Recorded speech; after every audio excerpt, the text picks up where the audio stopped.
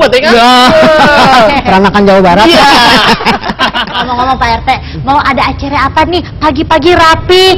Gini Bu Asti, kebetulan kan kita ada tamu nih, sekalian silaturahmi. Oh. Ini ada pejabat yang mau datang. Ada pejabat? Iya.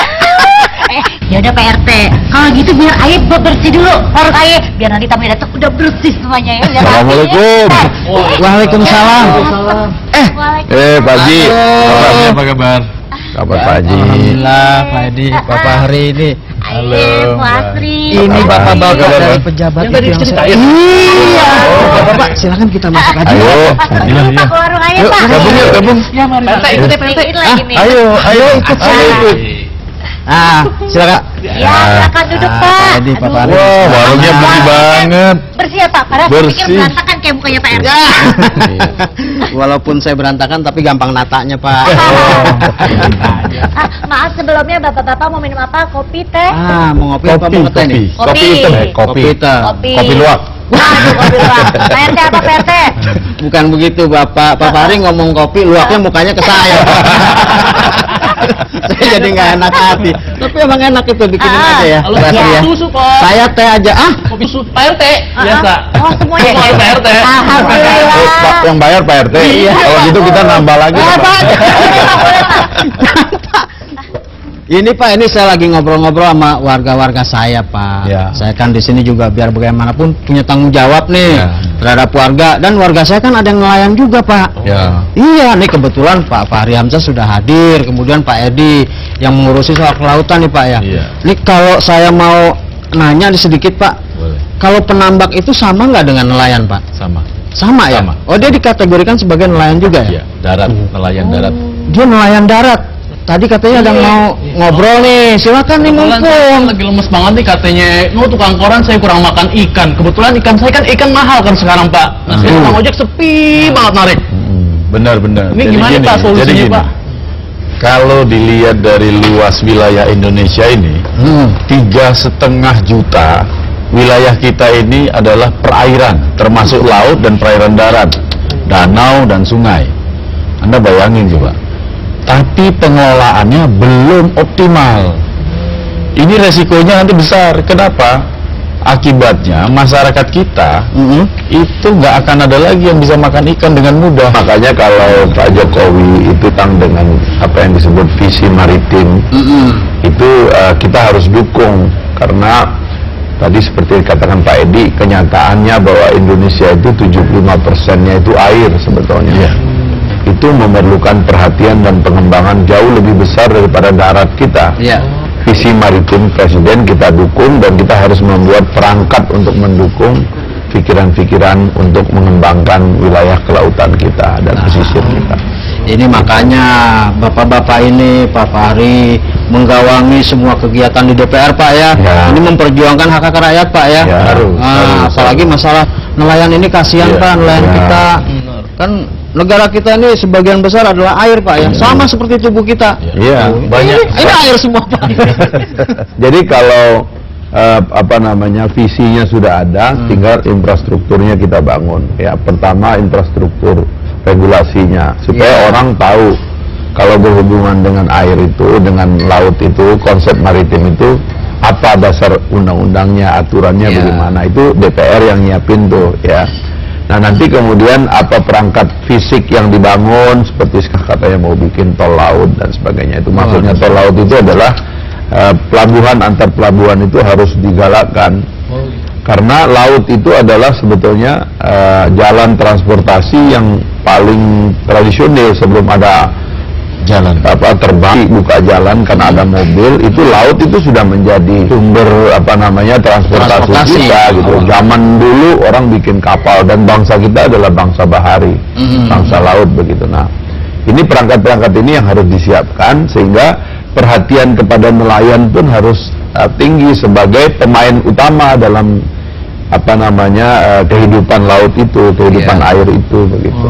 Nah, ini yang kita lagi mau buat ini. Kan Pak, kucingnya Pak. Nah, ini Pak. Enak Ini banget. kopi Maaf, spesial ini Bu kopi Astri nih buat spesial. bapak-bapak nih. Waduh, ini luar Ini biasa. pasti ini. manis ya? Waduh Pak, Bapak minum sambil lihat Lihat Pak RT dulu nih. Tapi punten nih Pak, ikutan nimbrung boleh ya Iya, Pak ya? boleh. Nah, saya juga mau nanya, emang perlu tuh Pak dibikin undang-undang perlindungan untuk nelayan pelaut-pelautan itu perlu Pak? Perlu sekali. Jadi Gimana sekarang tadi? ini permasalahan nelayan kita ini banyak sekali. Hmm. Nelayan sekarang kalau mau melaut susah bahan bakarnya. Ada jumlahnya kurang. Ini satu. Yang kedua modal. Itu juga susah. Nggak ada bank yang mau. Nanti setelah melaut pulang ke sini ikannya nggak tahu Dijualnya kemana dijual. gitu ya Pak Akibat ya? uang tadi susah, bank nggak bisa ada jaminan, pemerintah nggak mau lindungi itu. Pinjam rentenir. Minjem rentenir. Begitu Waduh, pulang lagi tuh. lebih dari setengah ikannya sudah dikasih ke rentenir, sisanya dia bawa pulang. Jadi kalau Kayaknya Pak. kalau mau bantu nelayan itu, kalau dibagi lah, ini pandangan di DPR itu dibagi 3 gitu. Bagian pertama itu produksi namanya. Bagian yang kedua itu nanti namanya keuangannya. Keuangannya. Gitu. Bagian yang ketiga itu penjualannya, pasarnya Ya. gitu. Ini harus diatur. Itu bagaimana caranya supaya nelayan kita itu bisa mengarungi laut dan mengambil manfaat dari laut. Itu yang penting. Jadi Baik, mereka dengan baik bekerja, tentunya. Jadi tidak jangan membuahkan hasil jangan. juga ya, Jadi Pak? kalau nggak baik nih ya, nanti dia bawa bom ke dalam laut. Iya, dia Jangan dong, meledakkan Pak. atau dia bawa racun. Itu bisa rusak semuanya. Rusak Iya, semua. Tapi ngomong-ngomong, Sistem maaf, juga. Bu Astri, ini kita ngopi ngeteh nggak ada makanannya nih. Iya. Bapak kasih dong makanannya. Kasih dong orang dia yang bayar. Untuk Pak RT yang bayar, apa Hari hari ini tetap ngancem ya.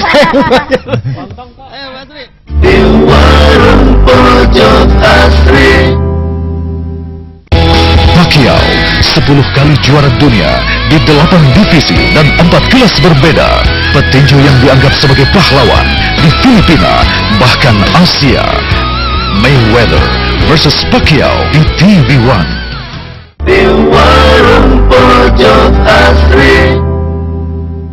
Nah, ini Pak, kalau bicara soal nelayan dan nasib mereka ini sangat menyedihkan ya. Ditambah lagi tadi Bapak kan sudah bilang mereka mau melaut aja nunggu bahan bakarnya bukan nggak mampu beli tapi memang nggak ada ya. Iya. Kemudian setelah mereka tangkap hasilnya itu dijual di bawah standar harganya. Bahkan kalau misalkan benda-benda lain beras misalkan itu masih bisa bertahan. Kalau ikan berarti harus dibalikin lagi ke laut Pak. bikin ikan asin. Aduh, bikin ikan asin atau dibuang lagi ke laut. Nah ini gimana nih Pak? Ya, intinya nanti undang-undang kita yang akan kita undang-undangkan ini, intinya itu harus sampai menjangkau mereka. Nah. Terhadap permasalahan inti ini dulu. Iya, iya. Masalah bagaimana nelayan ini yang susah mendapat bahan bakar, jaminan bahan bakarnya, jaminan modalnya, jaminan hasilnya, itu ada dulu. Dan keselamatannya. Ada nelayan-nelayan banyak kasus ya, kayak di Kalimantan, daerah Kaltara, itu banyak, itu laporan dari mereka. Nelayan-nelayan kita ini masalah keselamatannya juga tidak dapat perhatian. Misalnya melaut tanpa alat keselamatan, pelampung dan sebagainya. Ini juga menjadi perhatian kita. Betul.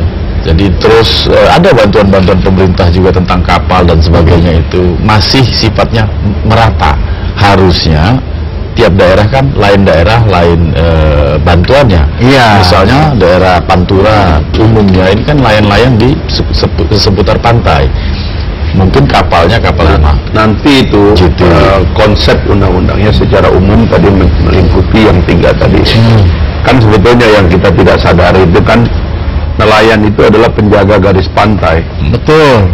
Dan karena dia penjaga garis pantai, sebetulnya dialah yang menjaga keamanan atau pertahanan nasional gitu. Kalau ada infiltrasi, orang nyelundup dan sebagainya, itu kan semuanya dari garis pantai. Paling enak tuh dari garis pantai sekarang ini.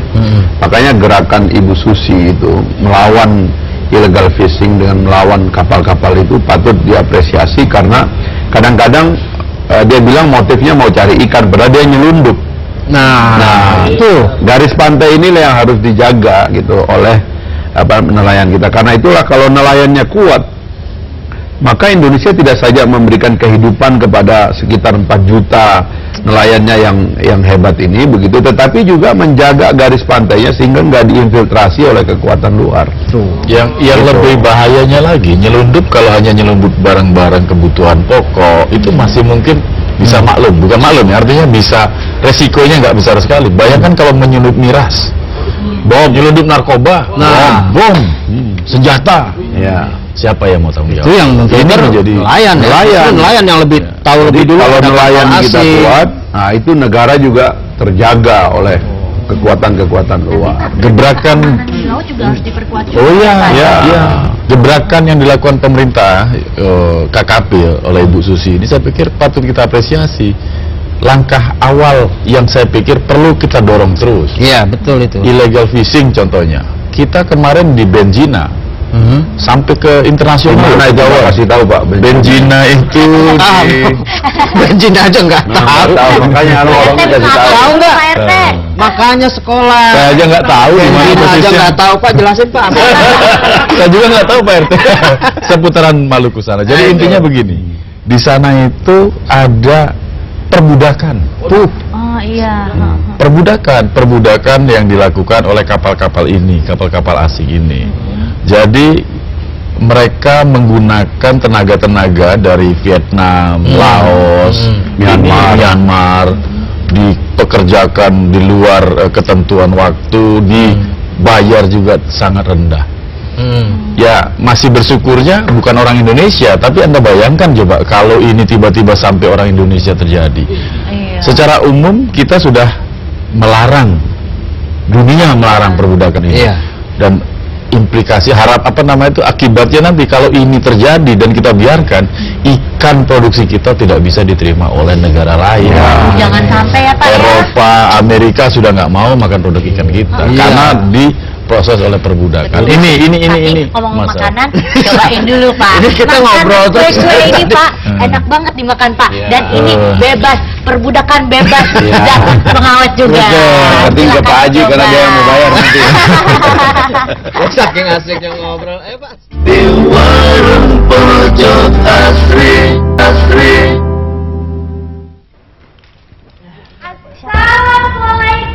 Waalaikumsalam. Iya, jadi cewek. Ini dia ini. Itu warga saya juga. Kita nonton ojek Tukang kemari ojek. Pak. Pak, dia habis nganterin warga, dia penambak ya. Iya penambak ikan, habis jualan apa mau jualan ikan katanya? Mau jualan hasil tangkepannya. Nah, ini Pak, khawatir saya dia tuh pulang lagi karena angka hasilnya itu nggak layak, Iya. yang murah. Sama ini Pak, saya suka lihat kapal besar gitu yang narikin ikan secara besar-besaran, kapal keruk ya Pak ya? Iya. Itu kategorinya masuk ke nelayan nggak sih Pak? Coba dijawab atuh. Ya itu tadi regulasi yang bisa mengatur pembagian wilayah-wilayah tangkapan. Itu juga harus disesuaikan dengan besar kapal dan teknologi yang digunakan. Sebab kalau yang besar-besar itu dibolehkan menangkap di sembarang tempat, kemudian dia garuk pesisir kita, maka nelayan kita nggak dapat apa-apa lagi selain dia bisa merusak lingkungan laut yang ada di situ gitu. Nah itu bagian dari pengaturan dalam perlindungan ini supaya nelayan kita yang hidupnya itu betul-betul kadang-kadang menggunakan teknologi yang rendah, ya kan, tetap juga harus dilindungi meskipun yang besar juga ada tempatnya begitu. Jadi perlindungan nelayan itu tidak hanya tadi terjadi untuk bahan bakar dan sebagainya, modal dan itu, tapi tempat usaha juga harus dilindungi. Nggak mungkin nelayan kita yang modalnya kecil, yang susah modalnya harus dihadapkan dengan kapal besar itu. Makanya harus ada zonasi daerah tangkapan. Daerah tangkapan. Untuk kapal-kapal besar ini wilayahnya ini. Kalau daerah kecil, apakah nelayan-nelayan itu wilayahnya ini. Jadi Dan ada antar zonasi. nelayan tiap daerah pun jangan sampai berantem. Wilayahnya ditentukan.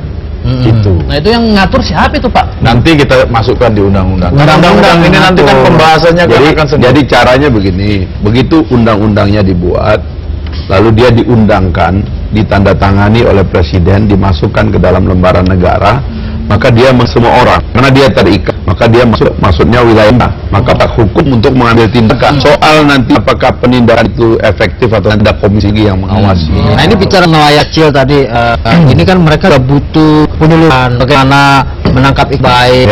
Kan ada penyuluhan, ada nggak? semua sektor itu ada penyuluhnya, termasuk nelayan. Cuma di di Ini Kementerian Kelautan dan itu fakta pendidikan dari nelayan kita. Ya. Jadi, fakta pendidikan nelayan kita ini 96% itu SD ke bawah. Aduh, Ini data ya Minim BPS. banget ya. minim. 1,3% perguruan tinggi, sisanya itu SMP, SMA. Nah sekarang dari 12.000 kebutuhan yang diharapkan oleh Kementerian itu adalah masih kekurangan 3.000. Yang paling penting para subvensi. Nah, ada kesempatan. Kita juga. Kita jangan aku maksudnya gini, di laut juga bisa ada ojek. Iya. Ojek laut. Jadi kalau laut kita itu sudah ramai oleh kegiatan produksi, maka banyak orang yang mau transportasi di situ. Nah, Iya. ojek ini bisa Pakai pindah speed ke lah, laut. Pak. Keren gaya gua kan gua buka tambal ban di tengah laut ya. Mau nanya, kan tadi kan Bapak bilang di Pulau Laut kita sekarang kan lain-lainnya udah pada 40 tahun ke atas. Kan udah mulai, usianya udah mulai menua. Nah, kalau udah pada tua semua, terus siapa yang nangkap ikan nanti, Pak? Nah, ini kembali ya, sama dengan di pertanian. Usia petani kita itu rata-rata sudah di atas 40. Ini hanya masalah bagaimana membuat wilayah ini, sektor ini menarik bagi anak muda. Anak muda ini bisa kembali menjadi petani, menggantikan bapaknya, menjadi nelayan, menggantikan bapaknya. Sekarang ditanya cita-citamu apa? Saya yakin nggak ada yang mau jadi nelayan atau petani. Mending kalau jadi tukang ojek, kalau misalnya anaknya ke kota duitnya dihambur-hamburin kan kasihan orang tuanya. Aduh, jangan Itu orang tuanya di mana ya? Pengalaman pribadi. Iya, iya. Udah, kamu biar nggak stres, kamu makan dulu nih. Ini lagi cantik. Ayo Pak, kita minum lagi Pak. Iya, iya. Kopinya habis, saya tambahin ya Pak ya. Nambah Pak, nambah kopi. Kopinya Udah, Ah, masih tambahin. cukup.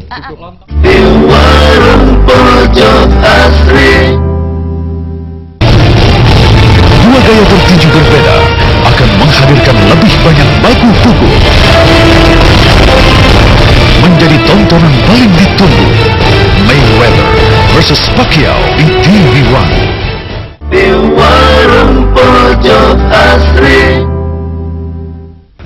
Pak. Mohon maaf, Pak. Wah, Saya juga mau nanya nih, Pak. Tadi kayaknya lu dari tadi banget ngobrol gitu. gabung sini. Rupanya pas Haji, kita Pak, pangkulan. pas kita lagi ngobrol Pak, dia tuh begini-begini nguping begini Pak. Wah, Haji, Pak, yang lama-lama Sekarang kepo. pengen juga nanya. Malu saya jadinya nih. Ayo mau nanya apa? Mau ngobrol apa? Gini Pak, saya kan suka baca koran nih Pak. Katanya Koran. nelayan Koran. itu, Koran. iya koran, Iya. majalah lah ya. Iya. Katanya itu nelayan susah dapat pinjaman bank buat ningkatin usahanya tuh Pak. Kan kasihan ya Pak ya. Iya. Nah ini usahanya dari DPR itu apa tuh Pak buat biar nelayannya lebih gampang gitu dapat pinjaman dari bank gitu. Ya. Tadi kalau kita pisah tadi tuh Pak, kan kita beresin produksinya, kita ngasih uang, ya kan? Kemudian kita urusin penjualannya. Penjualannya. Nah, tadi yang produksi ini kan terkait uang itu tadi gitu. Memang semua orang rakyat Indonesia itu kalau mau usaha dan usahanya benar tuh harusnya dimudahkan akses mendapatkan uang. Karena itu skemanya sebetulnya sih bukan bantuan, tapi itu adalah dagang biasa kan, toh mereka juga berani membayar bagi hasilnya atau bunganya kan begitu. Mungkin kita perlu bank nelayan sehingga di pesisir kita itu muncul bank-bank yang resmi. Kalau sebelum ini sebenarnya kita sudah ada skim bisnis, skim peminjaman uang namanya KKP, kredit ketahanan pangan. Nah itu Nah, setelah itu muncul KUR, kredit usaha rakyat. Sebenarnya bukan pemerintah nggak pernah turun, tapi pernah turun, pernah melakukan, tapi nggak terlaksana dengan baik. Nah, mudah-mudahan di undang-undang ini seperti yang disampaikan Pak Ketua tadi, kita harus sampai benar-benar menyentuh nelayan ini. Asuransi sangat memungkinkan juga ada, karena hak tiap manusia juga dapat perlindungan. Ya. Iya, Di harusnya. petani sudah sekarang dimulai 150 miliar untuk uji coba di beberapa titik. 1 juta hektar lahan. Cuma masih dalam pelaksanaannya si apa namanya itu pihak asuransinya masih ini tarik-tarikan, dibayar setelah selesai. Ya enggak, kita maunya dari awal kan, nelayan dijamin sekian, kalau gagal langsung dibayar. Nah, ini masih ada tarik-tarikan sejauh ini, tapi ini kita Ya, pada dasarnya pemerintah juga nggak boleh merasa bahwa dia murni membantu dalam pengertian seolah-olah ini charity begitu ya, Gratis memberikan gitu ya, Pak, asuransi, ya. memberikan pinjaman, bukan itu. Dulu pernah ada penggusuran nelayan di Jakarta Utara. Penggusurannya sederhana, Dia bilang perumahannya mereka nggak ada, pakai tanah orang, kotor dan sebagainya. Saya dipanggil Pak Menteri, saya kasih penjelasan. Saya bilang, Pak, nelayan-nelayan itu suplai ikan untuk Jakarta loh. Mereka kan ada hasil jual ikan kepada kita. Jadi bikin saja komplek perumahannya yang baik di pesisir itu, mereka pasti sanggup. Orang dia jual ke orang-orang kaya di Jakarta. Dan setelah dipelajari ternyata skemanya ketemu. Jadi tadi asuransi, pinjaman itu bukan sesuatu yang nelayan nggak sanggup berhadapan, nggak sanggup bayar. Mereka sanggup bayar, misalkan disediakan. Jalurnya belum ada ya, Pak? Jalurnya disiapkan sehingga ketika mereka juga penjualannya bagus, produksinya bagus, ya semua sebagai ekonomi satu yang berjalan. Di rancangan undang-undang ini sudah diatur mengenai hal itu semua. Saya kira ini pasal-pasal yang kalau nanti masyarakat melihat perlu diperkuat, nanti kan DPR ada masa hearingnya dengan masyarakat, ya kan. APBNP 2000. Nanti warga Pak RT, Warung Asri bisa datang ke DPR. Ini Pak RT jangan lupa, tahun 2015 APBNP kemarin itu ada anggaran juga yang diperuntukkan untuk kampung nelayan. Anggaran itu langsung ke membangun komplek perumahan nelayan. Wah. Jadi daerah sini yang ada nelayan-nelayan ini bisa tersentuh itu. Nanti ada tim yang lihat. Dan ini kita menjaga supaya benar-benar nelayan itu yang duduk di situ, jangan nanti orang lain bangun dibeli orang lain yang memiliki itu.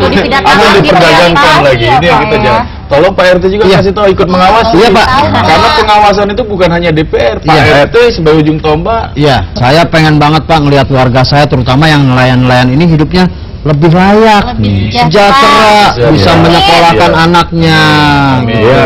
Wah, Bu Asri. Iya, Pak. Gimana Bu Asri? Kapan-kapan kita mancing yuk? Mancing keributan loh, Pak RT. Iya boleh kan Pak, ini saya bicara Bang, Bu RT nggak tahu. Ingat ya, Bu RT nggak tahu. Bapak kalau ngomong suka apa?